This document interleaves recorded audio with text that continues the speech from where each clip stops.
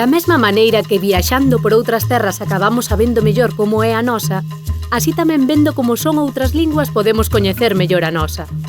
A semellanza e o contraste axúdannos a percibir mellor o noso propio perfil.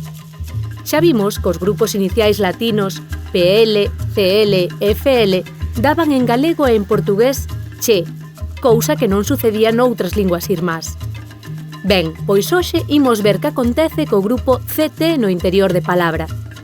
A palabra latina lacte dá en galego e en portugués leite, en asturleonés lleite ou lleche, en castelán leche, en catalán llet, en occitano lach, en francés lait e en italiano latte. É dicir, galegos, portugueses e franceses convertémolo en IT, pero a vogal anterior pode cambiar. Leite, feito, fronte a le, fe. Asturleonés, castelán e occitano convérteno en che. O catalán redúceo a t e o italiano fai unha asimilación de consoantes, t, t. Visto isto, xa entendemos a serie. Nocte, noite, noite. Nueite, nueche, noche. Nit, nuech, nui, note. Factum, feito, feito, feitu, fechu. Hecho, fet, fach, fe, fatto. Unha vez máis, galego e portugués teñen o mesmo resultado, cousa sabida. E seguimos a París ou a Roma e vemos autobuses que poñen Paris la nuit ou Roma di notte, xa sabemos que se dedican a levar os turistas de noite a ver os monumentos iluminados.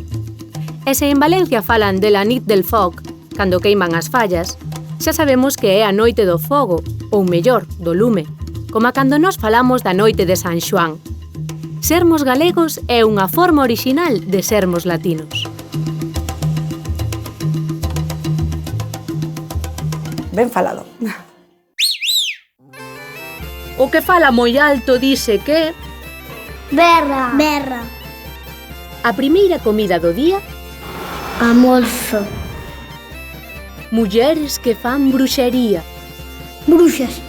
Ves como sabes? Ves como sabes? Xa viron que o noso feito corresponde ao asturleonés fechu, ao castelán hecho e ao catalán fet. A locución adverbial máis coñecida do galego é afeito, que tamén se di aeito, e significa todo seguido, sen deixar nada, sen saltar nada. Por iso decimos agrade leva todos os terróns aeito.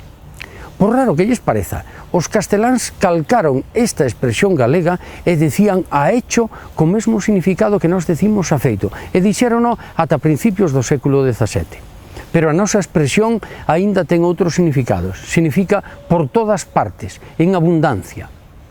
Con tomates na cociña fanse milagres a feito. Ou, se regas ambieito, regan todos os santos a feito. Detrás do noso feito está o latín factum, co seu grupo CT.